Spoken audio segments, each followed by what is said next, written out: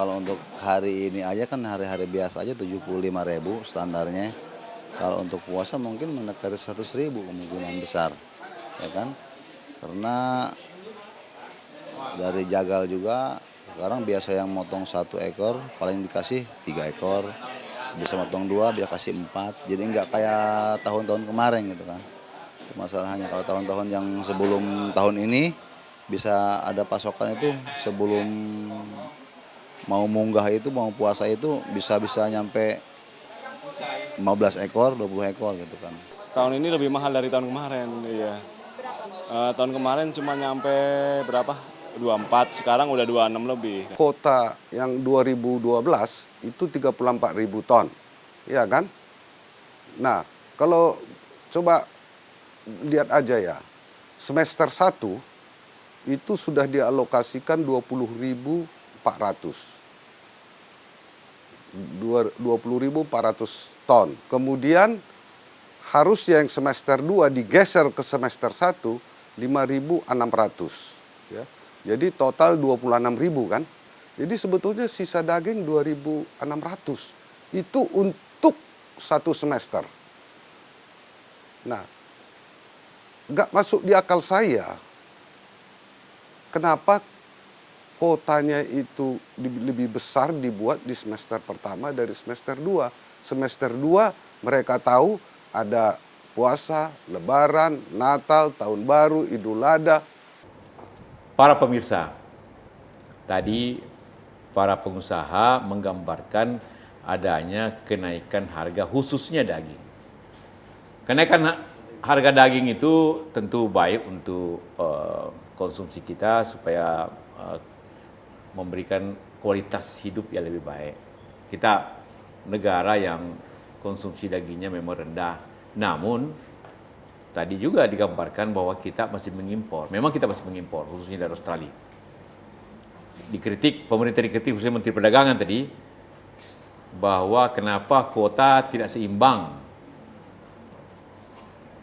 Nah, karena kita masih mengimpor, tentu harapan kita, masa kita masih terus-terus mengimpor daging yang begitu besar, kebutuhan kita. Luas negeri ini kan cukup untuk kita memperbaiki kondisi produksi sapi kita sehingga dapat kita mandiri sebenarnya. Nah, ada 2 hal di sini. Sekali lagi Pak Gita, kuota impor. Tentunya bukan kita harus naikkan, mestinya harus selalu diturunkan. Artinya produksi dalam negeri harus naik. Apa upaya pemerintah untuk menjaga agar daging ini mandiri, tapi sekaligus mandiri tapi harganya tidak melonjak gitu kan. Ini 2 hal, karena kalau terlalu banyak impor juga harga turun, tapi akibatnya impor naik. Peternak lokal mati juga kalau harganya turun tapi jumlah besar. Gimana kebijakan pemerintah menghadapi? Sekali lagi Pak JK, kita tuh tidak anti impor. Ya, Tapi kita juga jangan sampai pasti karena kita ingin mengekspor. Satu negara kan begini usulnya. Satu negara tidak ada yang bisa memenuhi semua kebutuhannya. Untuk memenuhi kebutuhannya dia harus membeli. Tapi untuk membayar apa dia beli dia harus mengekspor. Jadi kalau kita anti impor berarti kita anti ekspor juga kan. Jadi saya sependapat dengan itu. Nah yang kedua mungkin yang sangat fundamental ini jangan sampai kita hanya tergantung terhadap sapi-sapi dari Australia dan Selandia Baru saja. Nah ini sayangnya kita terbelenggu secara undang-undang. Kenapa? Nah itu pernah ada keputusan dari Mahkamah Konstitusi yang memberlakukan bahwa kita hanya bisa mengimpor dari Australia dan New Zealand. Mahkamah Konstitusi? Ini pernah Pak, undang-undangnya di-challenge. Mahkamah Agung atau Mahkamah Konstitusi, tapi info dari kawan-kawan di Kemendak dan Pertanian, kita juga sudah berdiskusi dengan Pak Sus. Ini saya rasa perlu penyikapan ulang. Iya. Supaya kita tidak terbelenggu, saya sih kalaupun kita harus import, kita harus bisa import sapi dari manapun. Selama dia tidak sakit. Ya. Nah, pendekatannya harus pendekatan kesehatan. Ya. Atau penyakit, atau apapun. Bukan negara. Ya. Nah, kedepannya lagi, saya rasa semangat untuk meningkatkan produksi dan produktivitas. itu harus terus dikedepankan Iya. untuk menjaga stabilitas pasok dan harga. Nah ini kalau saya lihat, ini prospek ke depan untuk industri sapi ini luar biasa. Ya. Konsumsi sapi di Indonesia itu hanya 2,1 kilo per orang per tahun. Per tahun. Sedangkan di negara-negara seperti Jerman itu 50 kilo per tahun per orang. Karena makan steak terus tiap hari. Karena itu mungkin mereka bisa bikin Mercy. Ah, Karena ini banyak proteinnya. iya, iya, iya. Nah ini kalau kita tingkatkan konsumsi sapi 20 kilo aja. Ya. 22 dikalikan 22 kilo dikalikan 250 juta manusia dikalikan 70 sampai 80 ribu Artinya rupiah makan per kilo. rendang lah, makan semur lah gitu kan. Betul. Ini bisnis ini bisa lebih besar daripada bisnis batu bara. Itu kurang lebih 35 sampai 40 miliar dolar per tahun. Hanya dagingnya tok. Ya. Belum susunya, Ya. belum kejunya, Belum kulitnya. buntutnya, belum kulitnya. Nah, ini mungkin perlu ada penyikapan industri supaya kita bisa meningkatkan Kalau pemerintah supply. tidak bisa mengatakan lagi mungkin. Harus. Harus. Siap. Ya. Ya.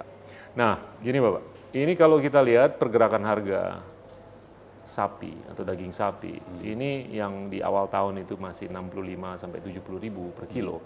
Sekarang sudah meningkat ke 75 ribu, kadang-kadang sampai 80 Apa ribu. harga di luar naik atau gimana? Harga di Australia naik atau stabil? Harga di Australia tidak naik. Berarti Justru naiknya di naiknya di sini. pasar kita, perdagangan kita. Nah, ini balik ke poin yang pertama, Pak.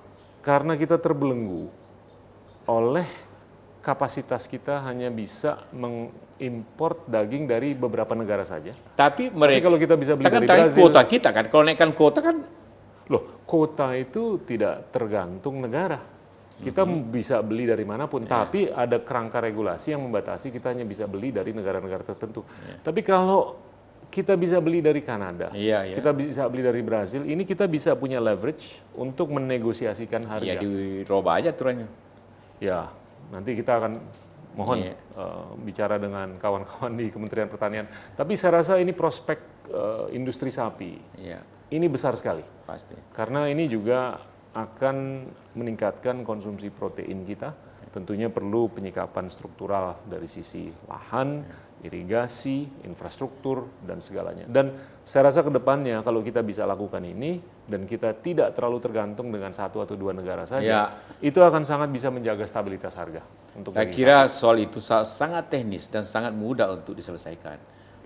Saya yakin dalam undang-undang apapun tidak ada menyebut negara. Kita tidak punya undang-undang apapun yang intinya mengatakan hanya boleh dari negara A, negara B. Ya. Tapi hanya syarat-syarat bahwa tentu sapi itu harus sehat. Kalau mereka bisa buktikan, kalau Brazil, Kanada pasti bisa. Ya, menurut saya bisa. Betul. Harus diteliti kembali aturan itu agar jangan dengan lobby tertentu menyebabkan harga naik. Ya. Seperti itu. Yang paling penting juga seperti itu.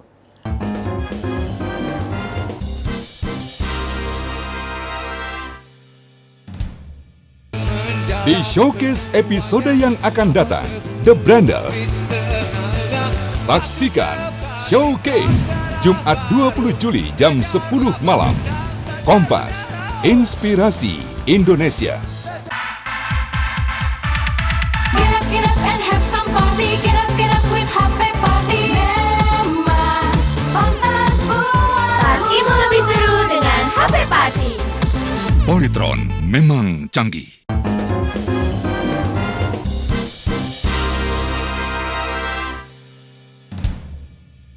Para pemirsa dan juga Gita Smith, Menteri Perdagangan yang hadir di sini, dan saudara sekalian, bangsa ini banyak mengalami masalah-masalah. Tapi satu masalah bisa negatif juga bisa menjadi peluang. Dan selalu juga masalah itu kita harus bawa sehingga mempunyai manfaat tersendiri. Tadi kita bicara tentang krisis Eropa. Krisis Eropa membawa ekonomi Cina menurun karena pasarnya berkurang. Amerika juga tentu mengalami dampak yang sama. Pada ujungnya juga kita akan pasti menurun ekspor kita ke negara-negara itu dan negara Cina yang menurun atau Jepang yang menurun seperti itu. Nah, tentu kita mempunyai cara mengatasi itu, efeknya, supaya jangan pertama terlalu lama, dan bagaimana suasana ini dapat menjadi positif. Pertama, karena ekspor kita yang terhambat itu lebih banyak kepada bahan baku contohnya, atau natural resources, batu bara, iron ore, nikel, karet, menurun volumenya dan menurun harganya. Nilainya secara keseluruhan menurun. Tentu akibatnya pendapatan dalam negeri juga menurun, konsumsi dalam negeri pasti mempunyai efek. Namun kita harus jalan keluarnya ialah bagaimana situasi ini dipositifkan. Kita terlalu banyak mengekspor bahan baku, natural resources. Kesempatan ini kita harus memakai, meningkatkan nilai tambah dari barang itu dan memproduksi dalam negeri, sehingga tidak perlu kita meningkatkan ekspor volume yang terlalu tinggi, tapi nilainya tetap. Dan juga kedua, kita tahu bahwa Cina sekarang burunya sudah naik. Banyak negara-negara juga tidak kena krisis secara lebih besar. Katakanlah Afrika. Afrika banyak juga natural resources. Jadi walaupun ada krisis, tetapi tetap mempunyai daya beli yang lebih bertahan.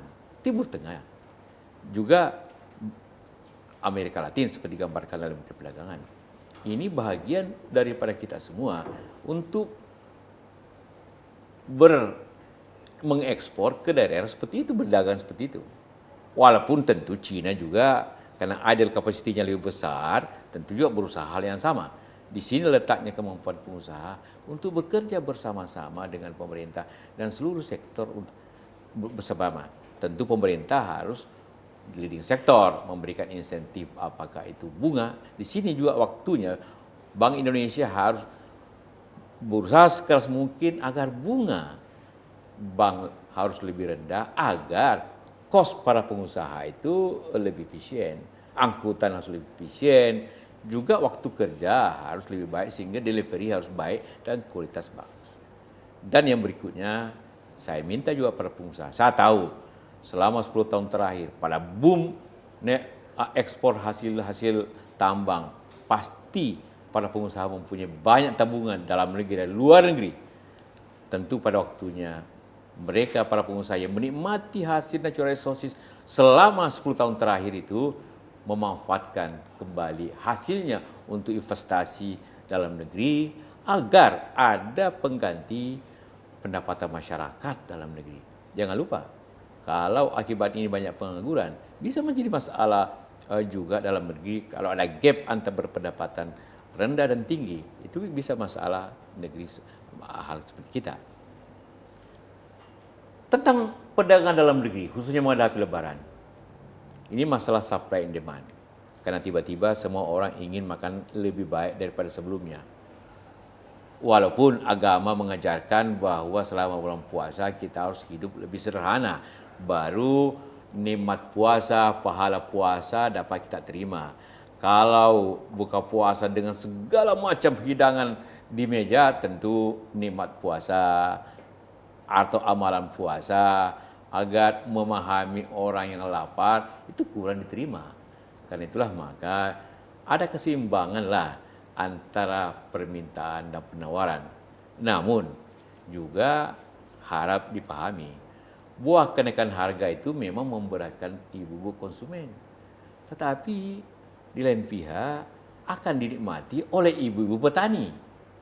Sekali setahun lah bahwa dia dapat beli baju baru akibatnya karena kalau harga sayurnya naik, dapat beli mungkin memperbaiki rumahnya kalau harga telurnya naik.